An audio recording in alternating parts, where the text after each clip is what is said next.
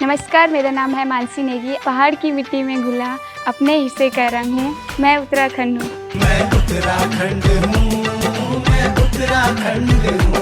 Presented by Alora's Melting Moments since 1953.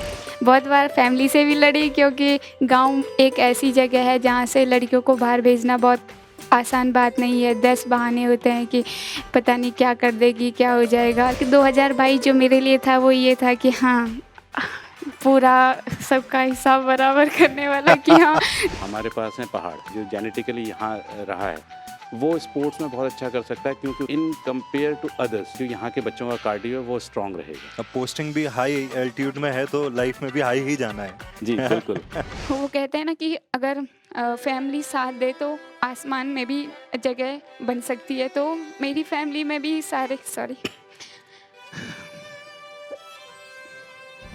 मुझको नेगी जी के गाने ज़्यादा पसंद हैं। मन अपना बस मानी राई, कोई ऊपरी मन बसी गयाई। खुद पे विश्वास रखो कि हाँ, मेरे में एबिलिटी है, चाहे सिचुएशन कैसी भी हो। पिताजी तुम्हारे जैसा कोई नहीं है। साइकिल से लेके ऊपर गाड़ी तक का जो सफ़र आज मैंने तय किया है वो आपकी वजह से किया है। पंजाबी गाने में तो सर मेरे को सिद्धू मूसेवाले के गाने अच्छे लगते हैं। बोलने में भी बहुत बढ़िया है यार। हैं? ये वाले गुण बाद में आए या पहले से थे? स्कूल टाइम में डिबेट में पार्टिसिपेट करती थी, तो उसी के लर्निंग प्रोसेस है। ओहो रेडियो पर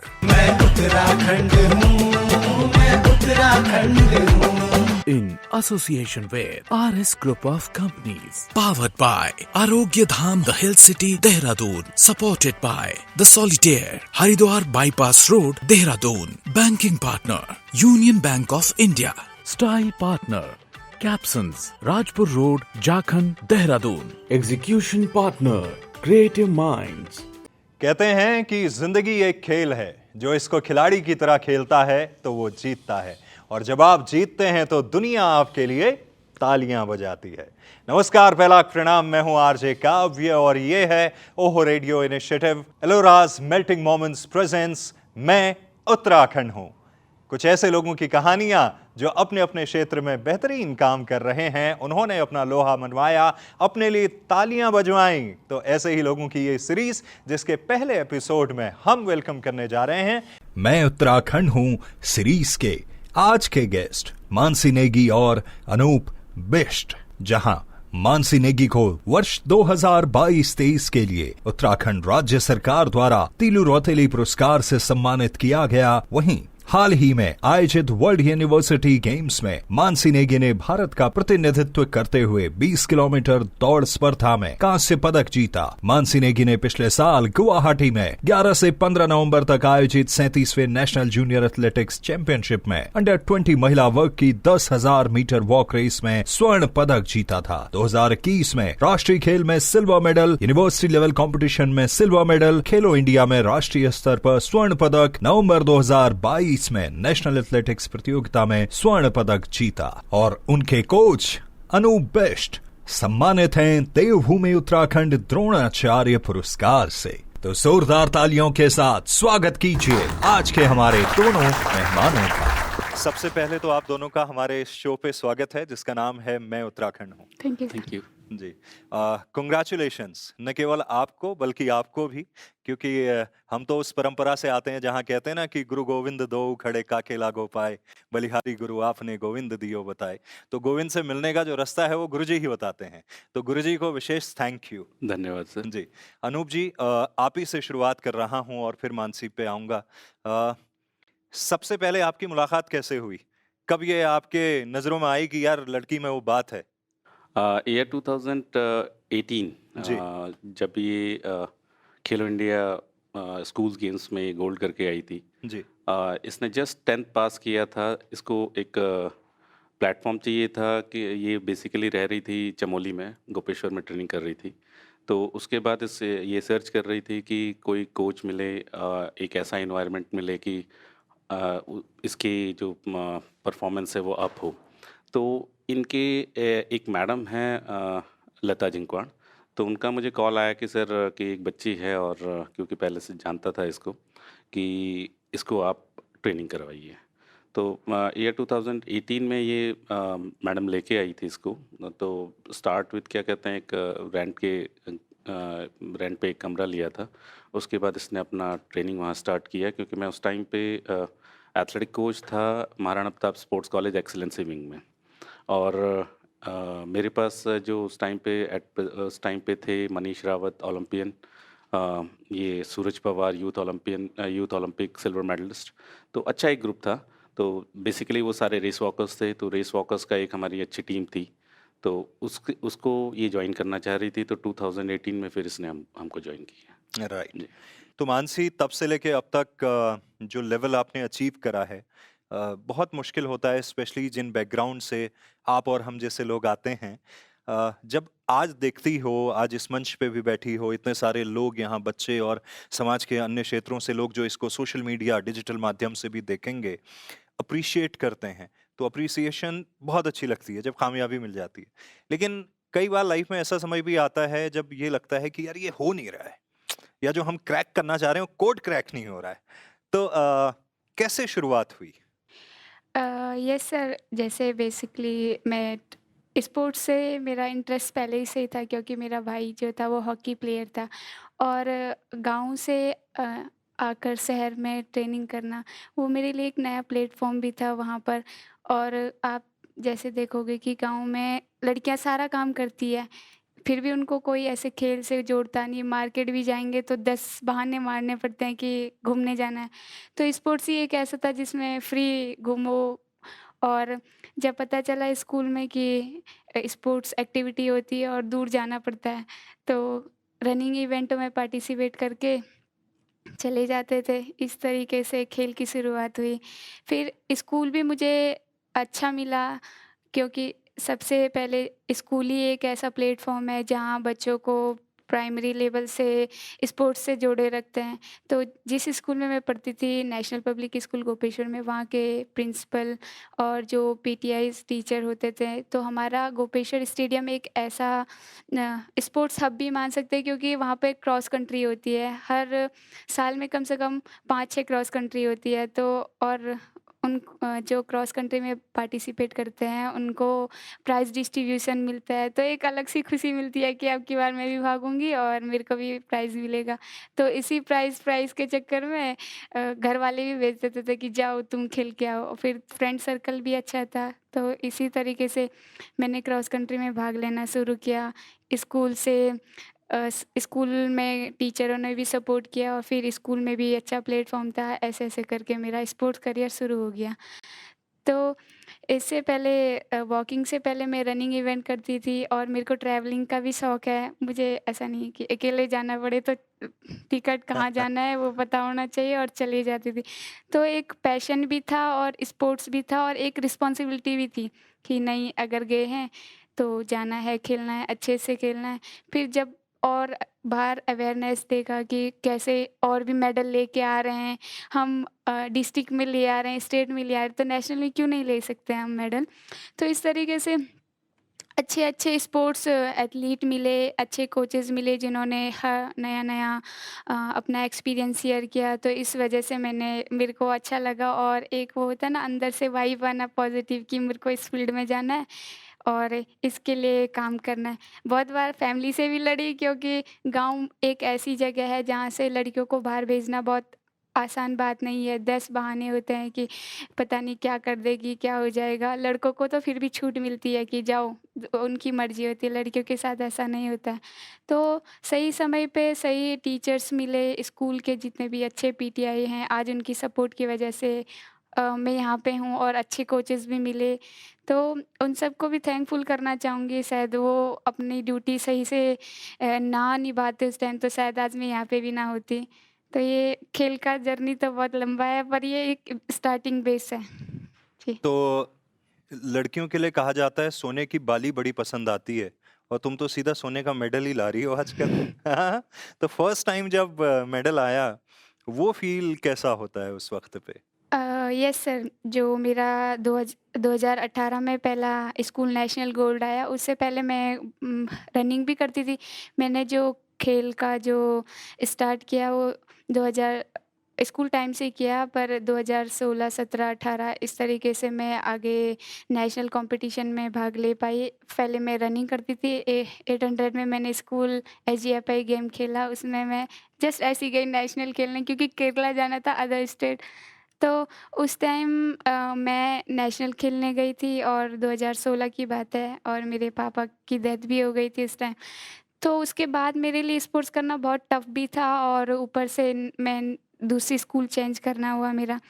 तो मेरी जो स्कूल की पीटीआई मैम थी श्रीमती लता जिंकड़, उन्होंने मुझे एक बेटी की तरह मतलब सपोर्ट किया, स्पोर्ट्स को आगे बढ़ाया। और उस टाइम पे मेरे पास सिचुएशन ये थी कि मैं या तो स्पोर्ट्स करियर में जाऊं, लेकिन फिर आगे की पढ़ाई के लिए इन्वेस्ट करने वाला कोई नहीं था। और स्पोर्ट्स एक ऐसी चीज़ है जो डिसिप्लिन सिखाती है, मैनर सिखाती है और आपको नए-नए लोगों से इंटरेक्ट कराती है और नई-नई अपॉर्च्युनिटी देती है। तो मेरे साथ भी ऐसे ही हुआ।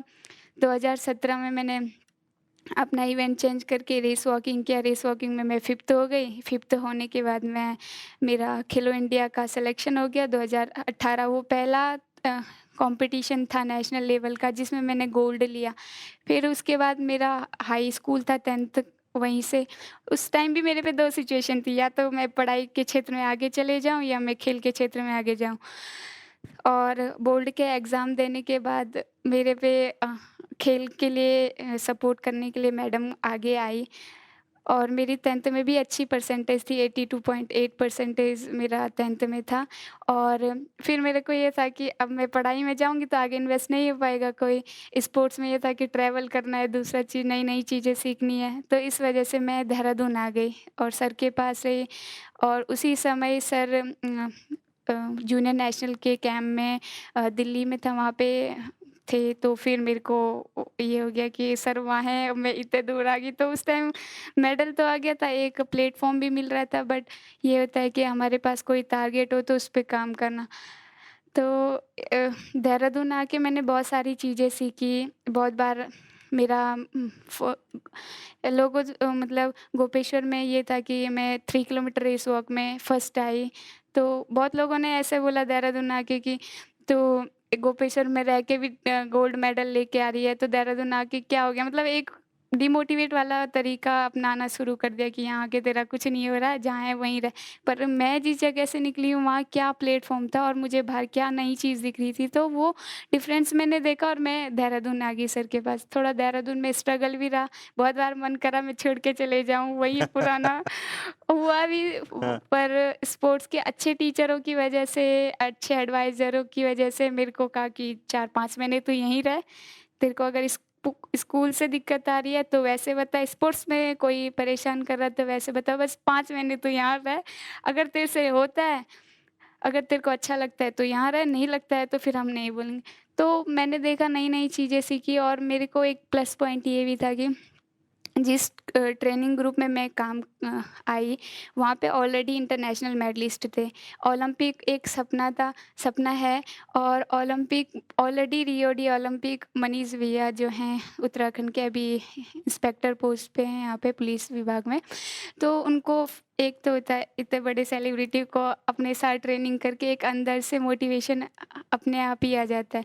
तो वो स्पोर्ट्स का एनवायरनमेंट इतना अच्छा था कि लर्निंग हर हर डे न्यू डे होता था और नई-नई चीज़ें सीख के आगे बढ़े।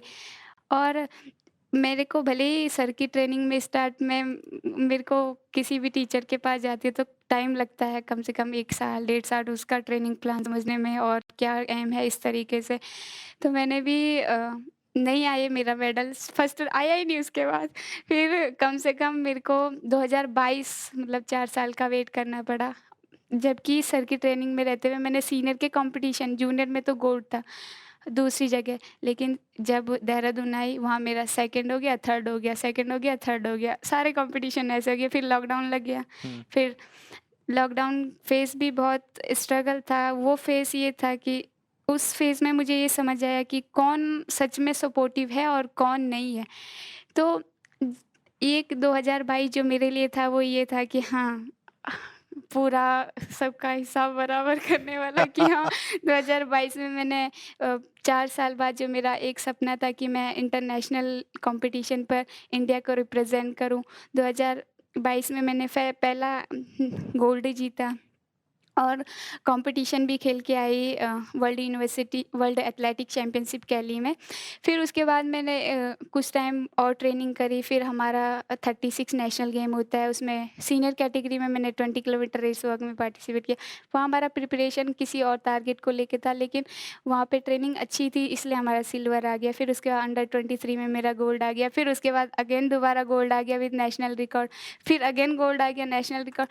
तो ये चीज़ वो जो कंटिन्यू मैं 5 कंपटीशन हार रही थी लॉकडाउन के बाद, वो शायद मेरी प्रिपरेशन फ़ेज़ था और उस फ़ेज़ में मैंने ये चीज़ सीखा कि बिना लर्निंग के हमें कुछ भी चीज़ नहीं मिल सकती है। बहुत बार हमें जो बैड कमेंट करते हैं तो उनके उसमें जो पॉज़िटिव व्यू पॉइंट है वो उस पे काम करके हमें आगे बढ़ना है, क्योंकि आज तो ये छोटा है, कल के दिन और भी बड़ा मिलेगा तो और भी अच्छे दिक्कत करने वाले लोग मिलेंगे। तो ये चीज़ें चलती रहती है सर। तो अभी 16 मेडल हो गए हैं, हाँ जी सर। 2 नेशनल रिकॉर्ड हो गए, जी, 2 इंटरनेशनल हो गए जी। हैं।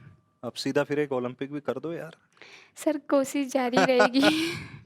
अनूप सर, जी आपके पास आ रहा हूँ। ये वॉक रेस का जिक्र किया। जी अ, बहुत सारे लोगों में मेरे ख्याल से अभी भी अवेयरनेस थोड़ी सी कम है इस चीज को लेके। रनिंग तो लोग जानते हैं, वॉक रेस को लेके कि यार ये दौड़ कहाँ रहे हैं, तो चल रहे हैं। हाँ, इसको कैसे डील करते हैं आप? सेम सिचुएशन ईयर 2007 में मेरी पोस्टिंग थी चमोली, हम्म गोपेश्वर में, जहाँ का ये जिक्र कर रही है। तो गोपेश्वर में पोस्टेड था, तो वहाँ पे एक स्टूडेंट मिला मुझे, मनीष रावत। हम्म तो एक फ़ौज की तैयारी कर रहा था, तो बाय हार्ड लक बोलिए कुछ कहिए कि वो मेडिकली अनफिट हो गया ड्यू टू सम, एक वाइट स्पॉट पड़ गया था उसके पीछे। तो 2 बार फेल हो गया कि, और उसके साथ के जितने बच्चे थे सारे के सारे कोई फ़ौज में भर्ती हो गया, कोई कहीं चला गया। तो बड़ा डिमोरलाइज़ हुआ कि क्या करना चाहिए। तो मैंने कहा भाई एज ए स्पोर्ट्स स्टार्ट कर। तो स्पोर्ट्स पहले करता ही था, तो पहले रनिंग स्टार्ट करवाई। तो क्योंकि मैं स्पोर्ट्स कॉलेज में इससे पहले 4 साल कॉन्टैक्ट में रह चुका था, तो मुझे ये पता था कि हाँ, कि जो अभी नेशनल सर्किट चल रहा है, नेशनल सर्किट पे क्या मतलब सिचुएशन है। तो उसको देख के मुझे लगा कि हाँ, मनीष अभी इसमें फिट नहीं बैठेगा। तो रेस वॉकिंग उसके मुंह से निकला, सर रेस वॉक करें। अब वो रेस वॉक उस स्टार्टिंग में मुझे भी लगा कि हाँ, कर लेते, क्योंकि हमें उस टाइम पे एक तरीके से जब हम लोगों ने स्टार्ट किया था, तो हमें एक उत्तराखंड में ये लगता था कि यार रेस वॉकिंग के थ्रू इजीली हम नेशनल पार्टिसिपेशन कर सकते हैं। तो वो इमेज लेते हुए चलो हमने कहा स्टार्ट करते हैं। लेकिन स्टार्ट करते करते तो वो उसकी परफेक्शन आने स्टार्ट हो गई, जो हम वर्कआउट बताते थे वो करना स्टार्ट हो गया। फिर एक ऐसा सिचुएशन आ गया, क्योंकि कई बार ऐसा होता था कि मैं रोड पे जैसे उसको भेज देता था, तो रोड पे कई लोग उसका मजाक उड़ाते थे कि बेसिकली कर क्या रहा है भाई, ये लड़कियों जैसी वॉक है, और कई चीज़ें मतलब एक तरीके से कहने लग गया। तो 1-2 बार उसने मुझसे डिस्कस किया कि सर ऐसा है। मैंने कहा देख भाई, सिंपल सी बात है, जिस चीज़ के पीछे अगर तुझे अगर लगता है कि मजाक है, अगर तू ये मजाक बोल के ही छोड़ देता है तो आगे नहीं बढ़ पाएगा।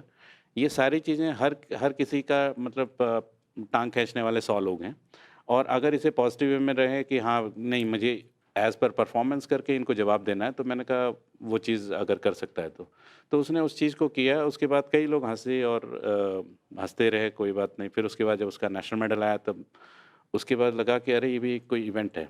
उसके बाद फिर 2010 में मेरा ट्रांसफ़र हो गया पिथौरागढ़, तो साथ में मनीष भी मेरे साथ चल दिया।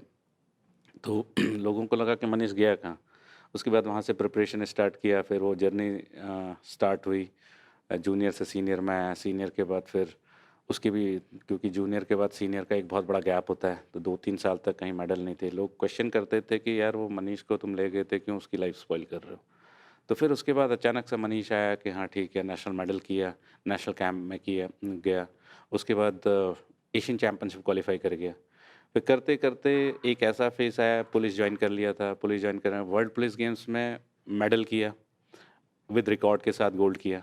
तो उसके बाद ये हो गया कि उसका सम्मान समारोह टाइप में गोपेश्वर में हुआ, तो हम गए।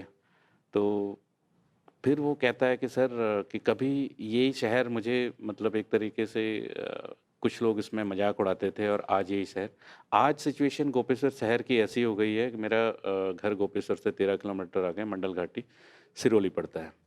तो जब कभी भी ऐसे अगर मैं सुबह सुबह जैसे होता है कि देहरादून आना, तभी सुबह सुबह निकल जाओ, तो आप विश्वास नहीं करेंगे, मंडल से लेके गोपेश्वर तक आते-आते मैक्सिमम लोग मुझे क्या कहते हैं, रेस वॉकिंग करते हुए छोटे-छोटे बच्चे नज़र आते हैं। तो एक मनीष रावत से रेस वॉकिंग, अगर हम ये कहें उत्तराखंड में स्टार्ट हुआ, और आज की डेट में उत्तराखंड रेस वॉकिंग के नाम पे एक तरीके से बोला जाए एक बहुत बड़ा हब टाइप में बन रहा है, जिसमें कई ऐसे रेस वॉकर्स हैं जिन्होंने इस टाइम पे इंडियन टीम में अपनी जगह बनाई हुई है। उसमें मनीष हो गया, क्या कहते हैं आपका सूरज हो गया, अभी परमजीत हो गया, मानसी है। कई ऐसे लड़के हैं जो रेस वॉकिंग टीम में आज अपने आप को स्टैंड कर रहे हैं। तो रेस वॉकिंग एक मतलब वही वाली बात है, अगर वो उस टाइम पे अपने आप को डिमोरलाइज़ करवा लेता कि हाँ, नहीं यार कि मुझे ये बाहर नहीं करना है, रोड में नहीं करना है, शर्म टाइप में लग रही है। तो एक जो मनीष रावत, अगर मैं मानता हूँ अगर एक मनीष रावत ओलंपिक ना खेला होता, तो ये जो सेकंड स्टेज है, चाहे ये मानसी हो, चाहे क्या कहते हैं सूरज हो, ये स्टेज आने में थोड़ा टाइम लगता। ये बिल्कुल। था। मानसी, आपके पास आ रहा हूँ। ट्रेनिंग का क्या रहता है? कितने घंटे की, अभी बैंगलोर में हो तुम, कैंप चल रहा है, जी। कितनी होती है ट्रेनिंग वगैरह? सर, मैं अभी जनवरी 2023 से मैं क्योंकि मेरा जूनियर में नेशनल रिकॉर्ड था, तो मेरी अच्छी परफॉर्मेंस को देख के मुझे सीनियरों के साथ ट्रेनिंग करने का मौका मिला और फॉरेनर कोच के द्वारा भी ट्रेन किया जा रहा है वहाँ पे। तो और नई-नई चीज़ें सीख रही हूँ, अभी टाइम लगेगा मुझको भी नई-नई चीज़ें कैच अप करने के लिए, और एक प्रिपरेशन किसी कॉम्पिटिशन को मैं टारगेट लेके अ, तैयारी करूँगी।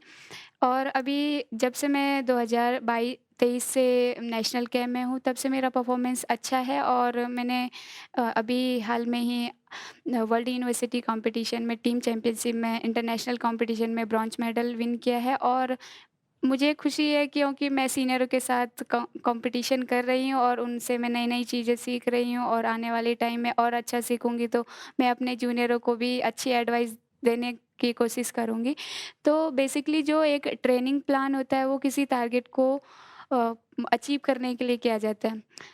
तो जो हमारा बेसिक रूटीन रहता है वीकली, हम लोगों को कम से कम 125 किलोमीटर या 130 किलोमीटर के आस एवरेज अपना ट्रेनिंग शेड्यूल कंप्लीट करना पड़ता है। 12 टू 14 किलोमीटर का आसपास का एवरेज किलोमीटर का वॉकिंग रह जाता है। फिर इवनिंग सेशन में भी फिर हमको 6 से 8 किलोमीटर रनिंग और एक्सरसाइज करने का वो होता है। फिर अगेन सैटरडे हमारा माइलेज सेशन होता है। जैसे ऑक्सीजन सेशन चल रहा है तो ये प्लान रहता है। सैटरडे को हमारा जो टारगेट रहता है कि हम कम से कम 20 से ऊपर या 25-26 किलोमीटर या 28 kilometre as a body condition देके फिर सैटरडे इवनिंग हमारा रिकवरी सेशन, सोना bath, steam bath, massage, and Saturday एक डे रहता है जो थोड़ा अच्छे से रहता है, फिर अगेन वही रूटीन से हो जाता है।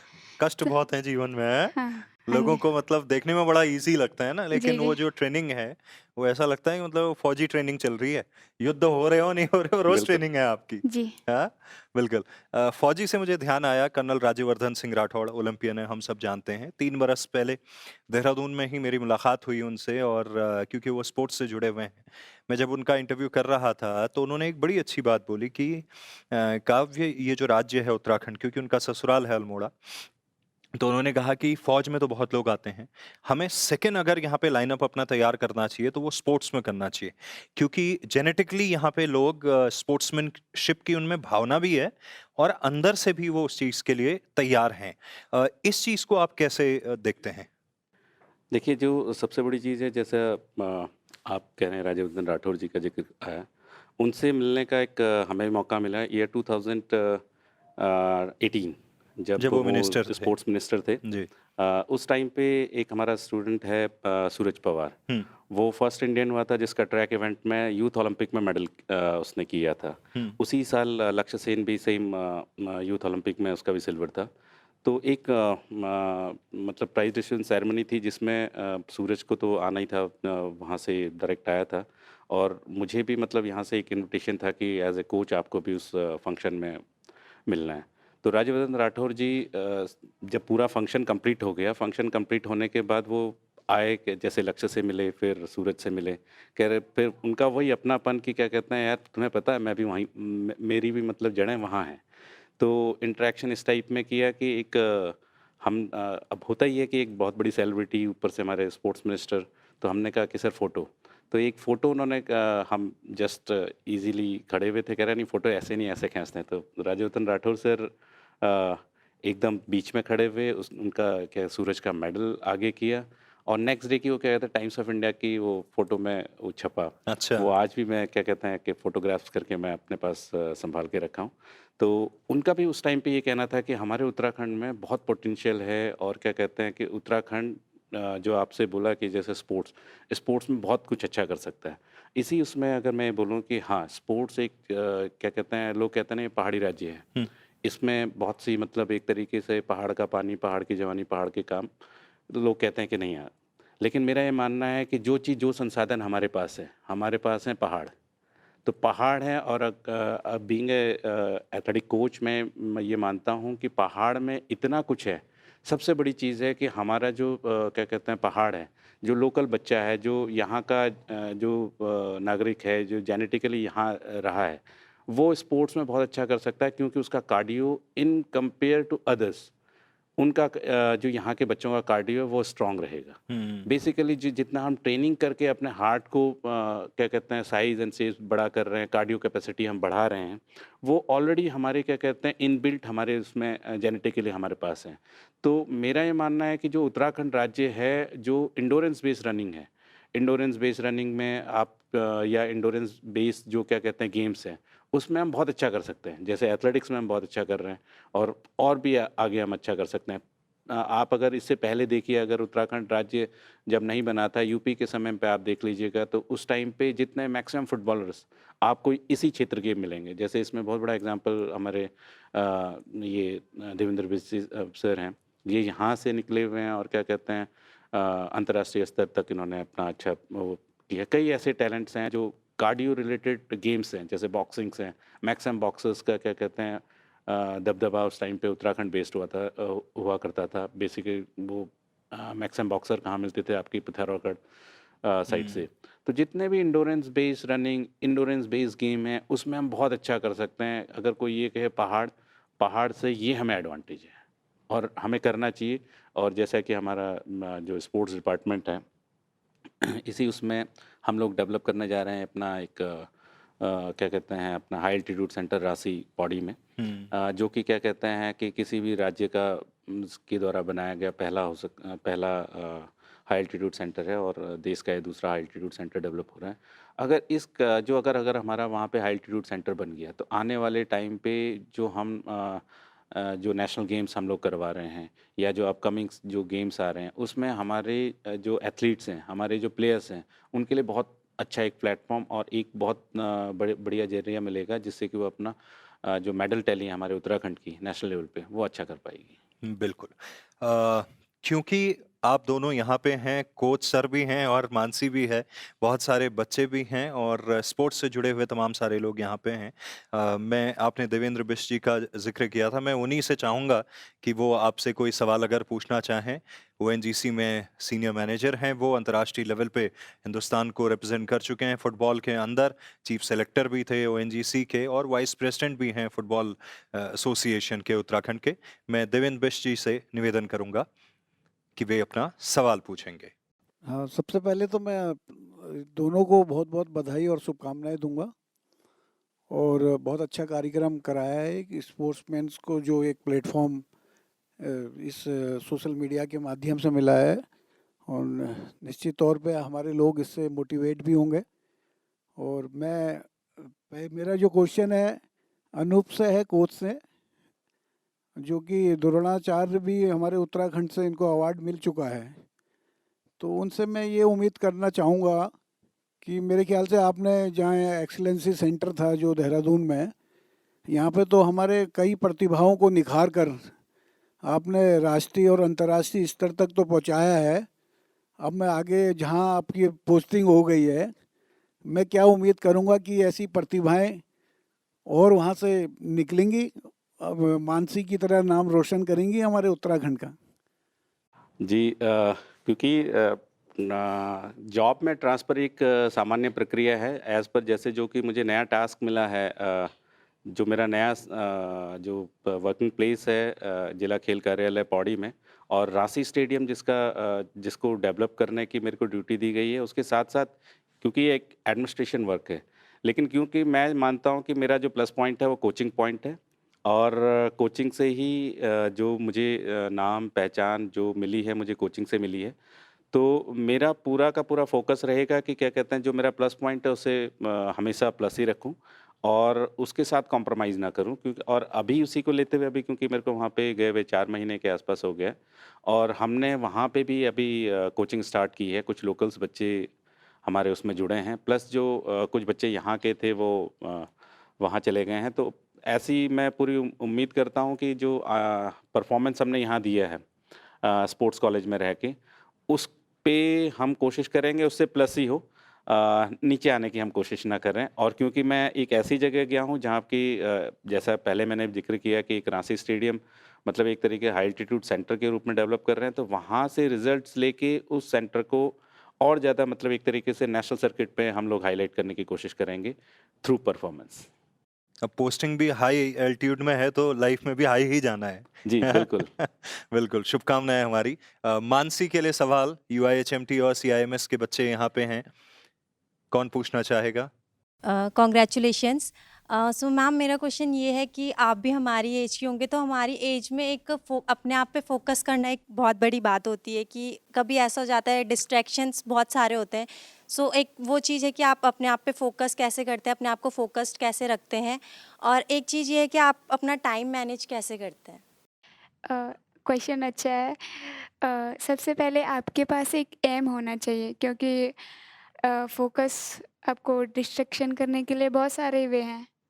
फॉर एग्ज़ाम्पल, मैं भी आपकी एज की हूँ और जैसे मुझे भी शौक रहता है कि मैं भी दोस्तों के साथ पार्टी करने चले जाऊँ और आज इधर घूमने चले जाऊँ, कल वो घूमने चले जाऊँ, वहाँ चले जाऊँ, और जो मेरा मेन काम है वो छोड़ के मैं दूसरी चीज़ों में इन्वॉल्व होने लग जाती हूँ।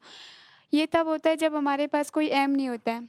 अगर आप फॉर एग्ज़ाम्पल आप हैं, आप अभी स्टडी कर रहे हैं, आप अपने को इस तरीके से प्लान करो कि आज से 5 साल बाद मुझे कहाँ पे रहना है, और जब आप उसको विजुअलाइज़ेशन करोगे कि हाँ, 5 साल बाद मुझे अच्छे लोग मिलेंगे, अच्छे लोगों के साथ मैं अपने फ़ील्ड को ग्रो करूँगी और मुझे देखते-देखते और भी अच्छा काम करेंगे, तो मुझे नहीं लगता कि आप डिस्ट्रैक्शन होंगे, क्योंकि आप फ़ोकस हो उस काम को करने के लिए और आपको देखते-देखते और भी आपकी तरह बनने के लिए एक्साइटेड होंगे और मिलने के लिए भी उत्सुक होंगे कि हाँ, कैसे होते हैं ऐसे लोग। क्योंकि जब मैं छोटी थी तो मुझे भी ऐसा लगता था कि नेशनल लेवल पे मेडल विन करने वाले लोग कैसे होंगे।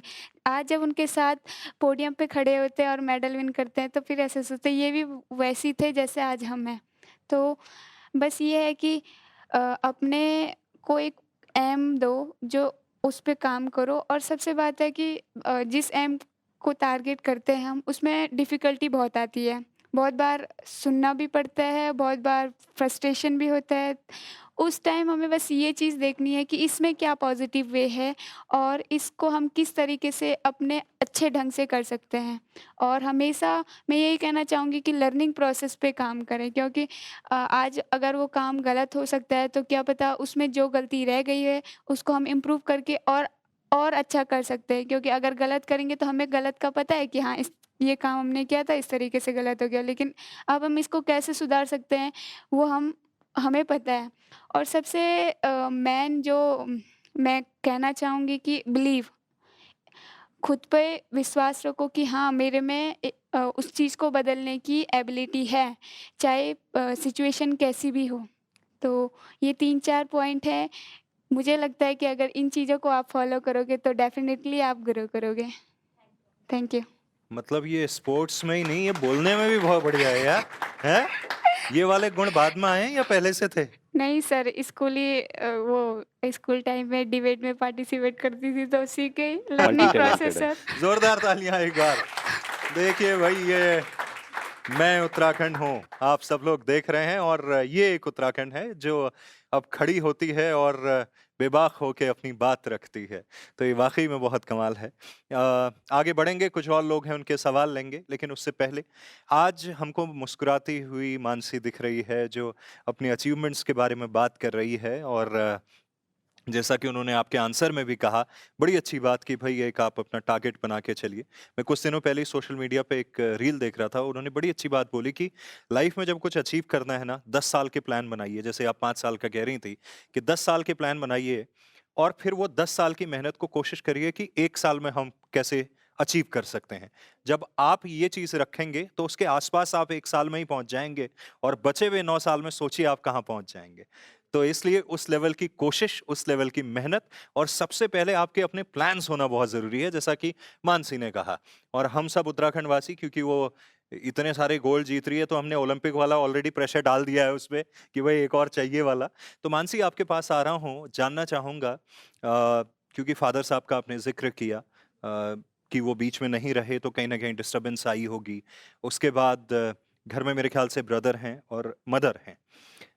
फैमिली का सपोर्ट कितना इम्पोर्टेंट होता है? क्योंकि कई बार क्या होता है कि आप कुछ अचीव करना चाह रहे हो, लेकिन घर में मान लीजिए कोई परेशानी है, तो आपका आधा ध्यान, और ये स्पोर्ट्स तो इसी तरह की चीज़ है, आप अगर डबल माइंड हो गए या हल्का-सा भी ध्यान हटका तो सेकंड्स के अंदर गेम का कुछ से कुछ हो सकता है। जी। किस तरह से? यस सर, वैसे देखा जाए तो पहाड़ में सबसे ज़्यादा स्ट्रगल है और मेरे बचपन से लेके अभी तक मैं स्ट्रगल ही कर रही हूँ और सीखी हूँ और आगे बढ़ी हूँ। तो उसमें फैमिली का रोल बहुत ज़्यादा है क्योंकि अगर मेरी मम्मी मुझे उस टाइम सपोर्ट ना करती, भले वो फाइनेंशियली सपोर्ट ना कर रहे पर मॉरली सपोर्ट किया उन्होंने तो मुझे आगे बढ़ाया। और मेरा भाई जो है वो स्पोर्ट्स पर्सन था, हॉकी गोलकीपर, तो वो खेलने जाता था। तो फैमिली में जब पापा ज़िंदा थे तब तक मुझे भी स्पोर्ट्स में जोड़े रखा और मुझे भी बोला कि तू भी जा, इस तरीके से बढ़ावा दिया। और मुझे सबसे अच्छी बात ये है कि एक अच्छे टीचर्स मिले, लाइफ में अच्छी चीज़ें सिखाएँ। ये नहीं कि सारा परोस के दिया कि तुम वहाँ जाओ सारा चीज़ ऑर्गेनाइज़ करके, नहीं। सिचुएशन आई, उससे डिफ़िकल्ट से डिफ़िकल्ट सिचुएशन आई, बस उसमें थोड़ा-सा पेशेंस रख के और उस पे जो मुझसे गलतियाँ हुई या जो गलतियाँ हो रही हैं उस चीज़ में उसको देख के आगे बढ़ी, सीखा। तो फैमिली में बहुत डिफ़िकल्ट फ़ेज़ भी आए, पापा की डेथ हो गई, सपोर्ट करने वाला उतना हुआ नहीं। फिर ऊपर से जब आपका जो मेरा भाई है गौरव नेगी, वो एक स्पोर्ट्स पर्सन था, लेकिन एक एज होती है जिसमें हर हर बच्चा बिगड़ता है। तो उसकी भी यंग एज में उसको घर की रिस्पॉन्सिबिलिटी लेनी चाहिए थी, जो कि वो उस चीज़ से दूर भाग रहा था। तो और ग ओह! और उसका फ्रेंड सर्कल ही ऐसा हो गया था कि गलत चीज़ों में चले गया, तो वो चीज़ मेरे लिए बहुत पेनफुल थी। और एक घर में मम्मी है जो हम दोनों के सहारे जी रही है कि कल के दिन हमारे बच्चे ऐसे होंगे, तो वो डिफ़रेंट चीज़ें फेस कर रही थी। तो जो मेरी स्कूल की मैडम है वो एजुकेटेड है, तो उन्होंने हर सिचुएशन में हेल्प की। फिर उसके बाद मैं 2018 में सर के पास आई, तो सर ने मुझे as a daughter way treat किया। इतनी सारी डिफ़िकल्टी हुई पर उसमें क्या पॉज़िटिव वे है वो चीज़ मुझे बताई। तो कहीं न कहीं अच्छे लोग आए, मिले। तो इस तरीके से जो 2016-2019 का फ़ेज़ था वो मेरे लिए बहुत टफ़ था। और मेरा जो भाई था वो थोड़ा गलत काम करने लगा, भले उसको उस चीज़ की पनिशमेंट भी मिली। पर उसके बाद एक वो होता है ना कि सही टाइम पे सही गाइडेंस ना मिले तो किसी भी बच्चे का फ्यूचर ख़राब हो सकता है। और ये मैं एज़ अ प्रैक्टिकल अपने घर में सीख रही थी। और वो कहते हैं ना कि अगर फैमिली साथ दे तो आसमान में भी जगह बन सकती है। तो मेरी फैमिली में भी सारे सॉरी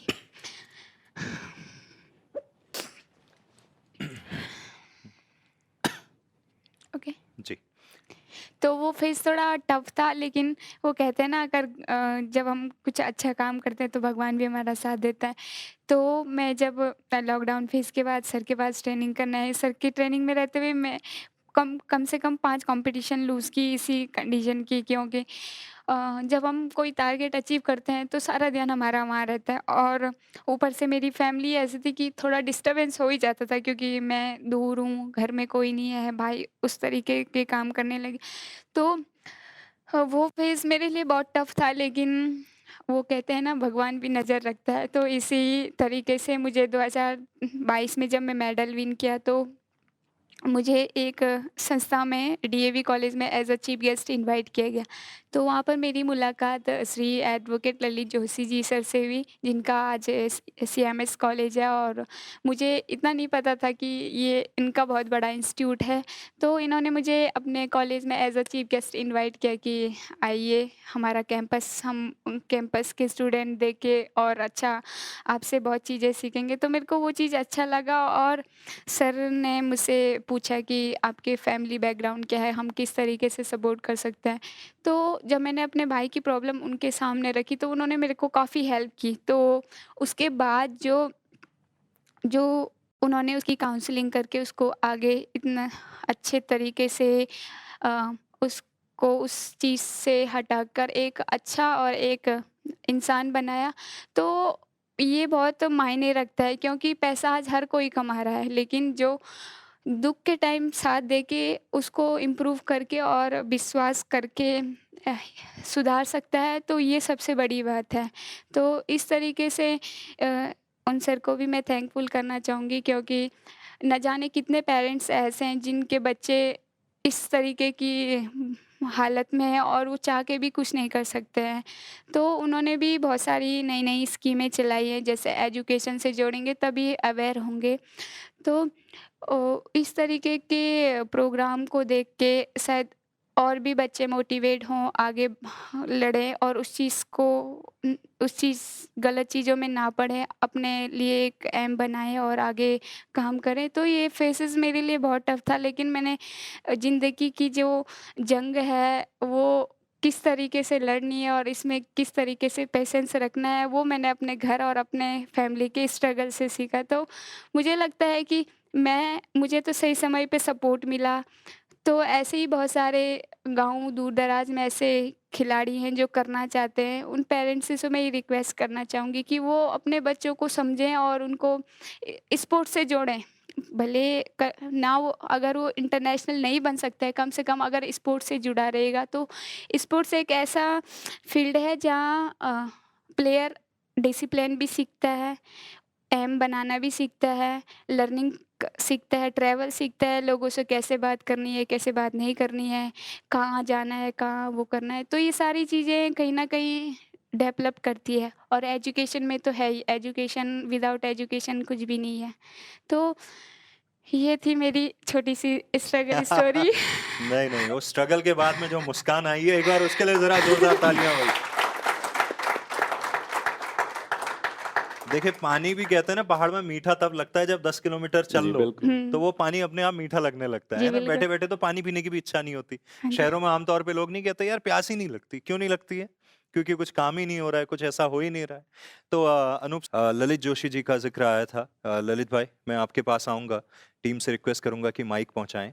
आज जब आप देखते हैं इस तरह की सफलता की कहानियां, क्योंकि आप भी जब रूरल बैकग्राउंड से आते हैं, और ऐसे हज़ारों बच्चे आपके पास रोज़ आते होंगे, पढ़ते हैं, और आपके यहाँ भी एक कल्चर डेवलप करने की कोशिश हो रही है कि स्पोर्ट्स में और बाकी चीज़ों को, आर्मी को लेके उनको अच्छे से ट्रेन किया जाए। मानसी जैसे बच्चों से कितनी उम्मीदें हैं, और क्या सोचते हैं जो उन्होंने अचीव किया है, ये दूसरों के काम कैसे आ सकता है? धन्यवाद आरजे काफ़ी भाई, आज के इस कार्यक्रम में इनवाइट करने के लिए। और सबसे पहले तो मैं धन्यवाद करता हूँ कि मैं उत्तराखंड हूँ। कार्यक्रम में हमारे उत्तराखंड की गौरव और एक ऐसी बिटिया जो आज पूरे उत्तराखंड के लिए नहीं, भारत के लिए एक प्रेरणा बनी है। और निश्चित रूप से इस तरह की बेटियों को बढ़ावा देना, चाहे किसी भी मंच से हो, क्योंकि सहयोग आपका भावनाओं से भी होता है, अप्रिसिएशन से भी होता है, सोशल मीडिया के माध्यम से प्लेटफॉर्म मिलता है, लोगों को जागरूकता मिलती है, उसके माध्यम से भी होता है। और जो गुरु है, जिस तरह से रावत जी ने और उनकी दूसरी टीचर्स ने उनको सपोर्ट किया, तो वो एक मॉरल जो एजुकेशन होती है, एक मॉरल वैल्यूज़ देना होता है, वो मुझे लगता है कि वो इंसान को आगे बढ़ाता है। और मानसी ने जिस तरह से संघर्ष किया, उन्होंने खुद बताया कि पिताजी चल बसे, माँ जी ऊपर पहाड़ों में थी। और गौरव बहुत अच्छा हॉकी का प्लेयर है, नेशनल प्लेयर, लेकिन कहते हैं जैसी संगत वैसी रंगत, और बीच में अचानक संगत खराब हुई और वो हॉकी का नेशनल प्लेयर दूसरे रास्ते में जा चुका था। तो मुझे लगता है कि अगर बच्चा सदैव स्पोर्ट्स से जुड़े रहे, अच्छे लोगों से जुड़े रहे, अच्छी संगत के साथ जुड़े रहे और अच्छी मोटिवेशन के साथ जुड़े रहे, और जो एक एम होता है इंसान का लक्ष्य, वो लक्ष्य अगर आपका सारगर्भित है, उसको आप जीते हैं, उसके लिए आप सपने देखते हैं, तो उन सपनों को पूरा करने के लिए मेहनत करनी पड़ती है। और मैंने देखा है कि जो बच्चों ने भूख सहन की होती है, जिन बच्चों ने आलोचनाएँ भी सहन की होती है, जिन बच्चों ने कष्ट सहन किया होता है, जो बच्चा मिट्टी, कंकड़, पत्थर में चलना जानता है, वही एक दिन हिमालय की बुलंदियों को छूता है। और मानसी उसी कंकड़ पत्थर से चलकर यहाँ तक पहुँची। आज वो राष्ट्रीय और अंतर्राष्ट्रीय लेवल में हमारे समाज को आगे बढ़ा रही है, हमारे युवाओं को आगे बढ़ा रही है। तो मैं समझता हूँ कि निश्चित रूप से आने वाले समय में हमारी देवभूमि उत्तराखंड के बच्चे, और क्योंकि मैं एक एजुकेशनल संस्थान चला रहा हूँ और विगत कई सालों से लगभग 7 लाख से अधिक बच्चों से मैं इन 15 वर्षों में मिला हूँ सजग इंडिया के माध्यम से, तो मुझे बड़ा सौभाग्य मिला इस तरह से बच्चों के बीच में जाने का। और जब मैं मानसी से डीएवी में मिला था, तो ये मेरे लिए भी एक खुशखबरी थी कि एक ऐसी बिटिया जो सुदूर चाइना बॉर्डर से, क्योंकि हमारा चमोली जो है चाइना बॉर्डर से लगता हुआ है, वहाँ से आके राष्ट्रीय लेवल में देश का नाम रोशन कर रही है, तो किस तरह से हम मदद करें। तो एज ए मोटिवेशनल के तौर पर जब मैंने मानसी जी को कॉलेज में बुलाया था, तो हमारे बच्चे प्रेरित तो हुए ही, साथ में कुछ पूछने का, जानने का अवसर मिला। और मुझे जब गौरव के बारे में पता चला, तो मैंने उस दिन संकल्प लिया।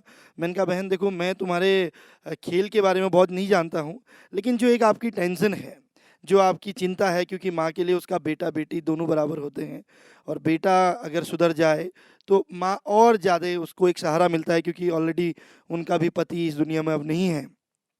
तो मैंने कहा मैं गौरव को कोशिश करूंगा कि उसको ट्रैक में लाऊं।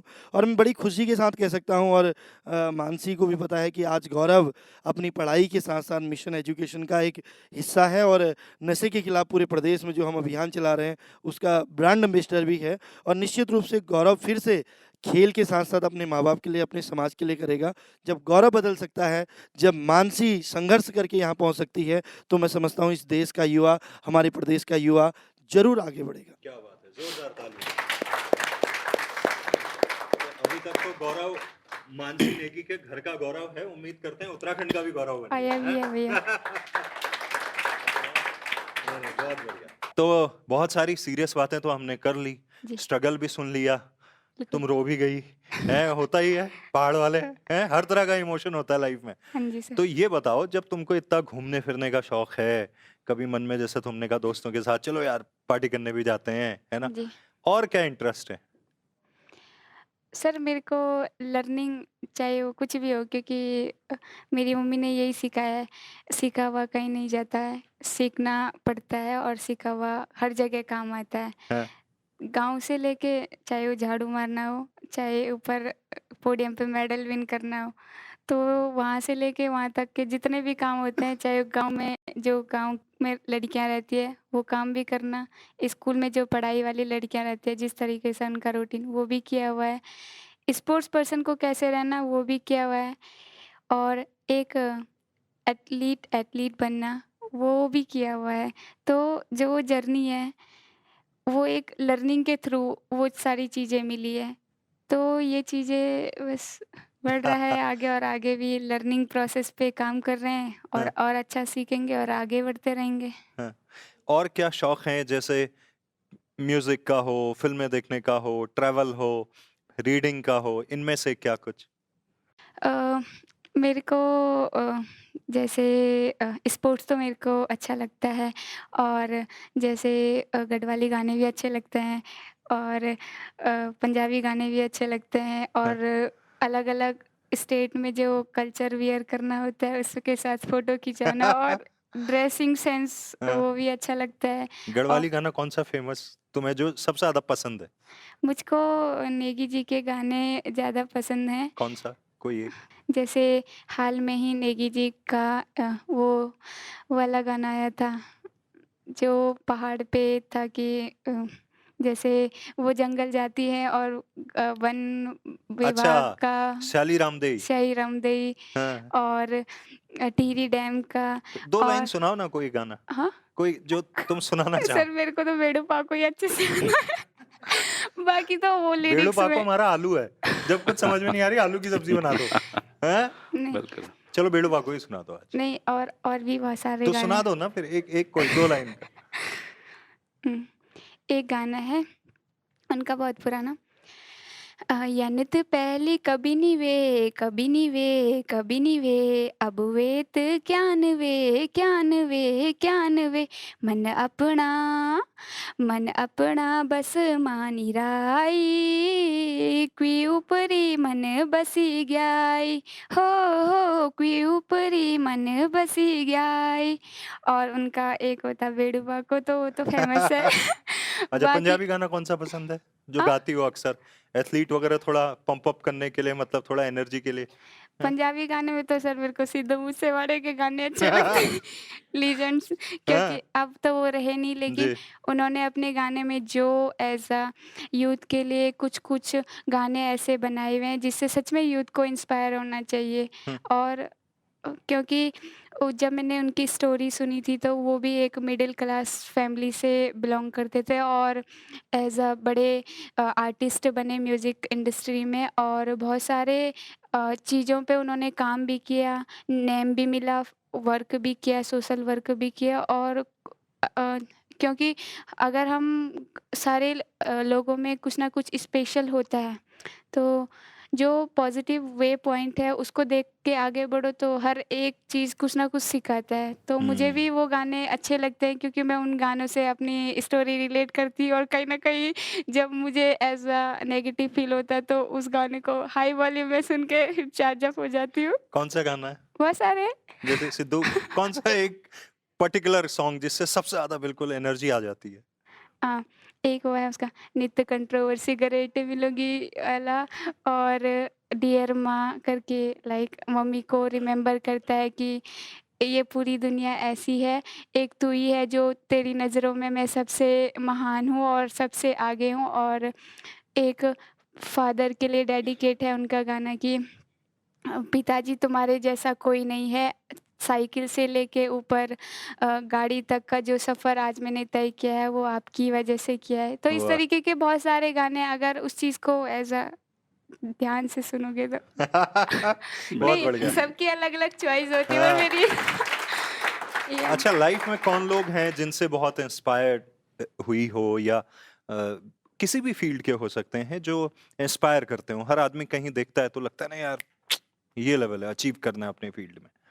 सर मैं जैसे मुझे ट्रैवल का बहुत शौक है तो मैं ना फ्लाइट में बहुत बार इधर उधर जाती हूँ इंटरनेशनल टूर भी जाती हूँ तो मुझे ना जैसे होता है ना इनर सोल से मिलना कनेक्टिंग पीपल तो ऐसे लोग मिलते हैं तो वो अपनी स्टोरी शेयर करते हैं कि मैं ऐसा था आज मैं इधर अब्रॉड में इस कंपनी का सीईओ हूँ और ये है सो है तो इस वजह से ये लगता है कि अगर ये भी अचीव कर सकते तो हमारे पास तो सारी चीज़ें हैं एज अ सही टाइम पे गाइडेंस है सही प्लेटफॉर्म है तो हम भी आगे और भी अच्छा अचीव कर सकते हैं तो हर जर्नी में मुझे डिफरेंट डिफरेंट जगह में इंस्पायर करते रहे हैं बहुत जरूरी है ट्रैवल करना। वो एक शेर है ना कि सैर कर दुनिया की गाफिल, जिंदगानी फिर कहाँ, जिंदगानी अगर रह भी गई तो ये नौजवानी फिर कहाँ। तो जी इसलिए ट्रैवल करना, एक्सप्लोर करना बड़ा जरूरी जी है ना, बिल्कुल तभी आप बेहतर एक्सप्रेस कर पाते हो। बहुत बढ़िया आप दोनों से बातचीत रही। आप सब लोग जो हमारे सोशल मीडिया हैंडल्स के जरिए देख पा रहे हैं, देवभूमि द्रोणाचार्य अवार्ड 2017 मिला हुआ है अनूप जी को और सामने जो ये हैं ये तो अभी शुरुआत कर रही हैं। बस 16 ही मेडल आए हैं अभी, बस 2 ही इंटरनेशनल ट्रिप हुई हैं, बस 2 ही नेशनल अवार्ड बने हैं, अभी तो ये शुरुआत है। हाँ, तो आप दोनों को ही, आपको अपने लिए और आपको इन जैसे कई बच्चों के लिए बहुत सारी शुभकामनाएं कि खेल के मामले में जो राज्य सिर्फ हॉस्पिटैलिटी के लिए ज़्यादा जाना जाता है या फौज के लिए जाना जाता है, वो खेलों के मामले में भी नंबर 1 आए, ऐसी हम उम्मीद भी करते हैं। और आप जैसे कोच और आप जैसे जब बच्चे परफॉर्म करेंगे तो शायद वो दिन दूर भी नहीं है, इसलिए हम आप दोनों को ही बहुत बहुत शुभकामनाएं देते हैं। Thank you Thank you, thank sir. You.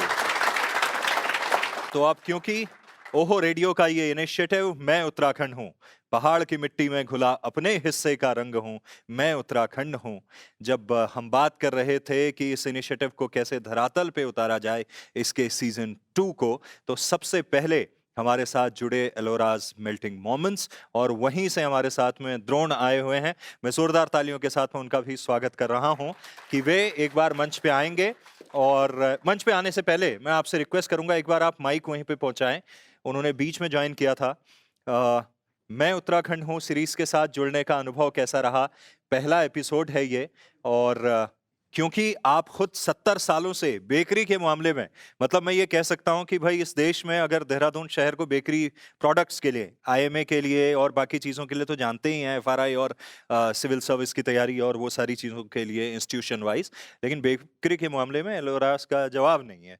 तो मैं उत्तराखंड हूँ को ये रिप्रेजेंट करते हैं और हमारे सहयोगी बने हैं। द्रोण जी, प्लीज़ बताइए आपका अनुभव। जितना कि मैंने आज के शो में एक्सपीरियंस करा, आपने जब मुझे पहली बार ये चीज़ डिस्कस करी थी कि हम उत्तराखंड के कई ऐसे लोगों को इसमें बुलाएंगे जिनको आज इंडिया क्या, हमारी स्टेट इंडिया सबको बहुत अच्छे से जानने की ज़रूरत है। आपने मेरे को लगा था कि आपने कहा हम पहाड़ों से बुलाएंगे और मुझे पहली बार में ये लगा था क्या पहाड़ के लोग इतना बात कर पाएंगे, क्या पहाड़ के लोग अपने आप को एक्सप्रेस कर पाएंगे। तो जब आपने मुझे कहा था कि पहला एपिसोड हम लोग मानसी जी के साथ शूट करेंगे, तो मैंने उनके बारे में बहुत पढ़ा, मैंने देखा, मैंने कहा शायद ठीक है, अच्छा होगा, थोड़ा बहुत बोलेंगे क्योंकि एथलीट हैं तो शायद अपनी फील्ड में ही ज़्यादा अच्छे होंगे। बट आज एक्सपीरियंस करके पता चला कि इतनी कॉन्फिडेंस, इतना अच्छे लेवल से बोलना, और मतलब कहीं से कहीं तक मुझे ये नहीं लगा कि कहीं मतलब वो होता है ना कि एक द वे उन्होंने अपने आप को एक्सप्रेस करा है, जितनी वो भावुक हुई हैं आज और जितने अच्छे से उन्होंने बोला है, इट इज़ कमेंडेबल। एंड मैं कहूँगा कि वो वाकई में मैं मानता हूँ कि शायद अपने स्कूल टाइम में बहुत अच्छी डिबेटर और एलोक्यूशनिस्ट रही होंगी। वाह। तो अब जब वो आए ही हैं, मैंने इनको कहा था अगर आप शो पे आओगे तो खाली हाथ नहीं आओगे जी। हैं? तो कुछ, क्योंकि वो बेंगलोर जा रही हैं और अनूप सर पौड़ी जाएंगे ठंडी ठंडी जगहों पे, तो एलोराज मेल्टिंग मोमेंट्स की तरफ से जो मेल्टिंग मोमेंट्स का एक हैम्पर है, मैं आपसे रिक्वेस्ट करूंगा प्लीज आपके हाथों से। पहाड़ की मिट्टी में घुला अपने हिस्से का रंग हूँ, मैं उत्तराखंड हूँ, मैं उत्तराखंड हूँ। तो कैसी लगी मानसी की कहानी, उनकी और उनके कोच अनूप जी की जुबानी? जरूर से हमें कमेंट सेक्शन में बताइएगा। और अगर आपके आसपास भी हो कोई ऐसी इंस्पायरिंग स्टोरी जो आप हम तक पहुंचाना चाहते हैं, हमारे सोशल मीडिया हैंडल्स पे जरूर से हमें बताइए। हर हफ्ते मुलाकात होगी आपसे। देखते रहिए ये सीरीज जिसका नाम है मैं उत्तराखंड हूं।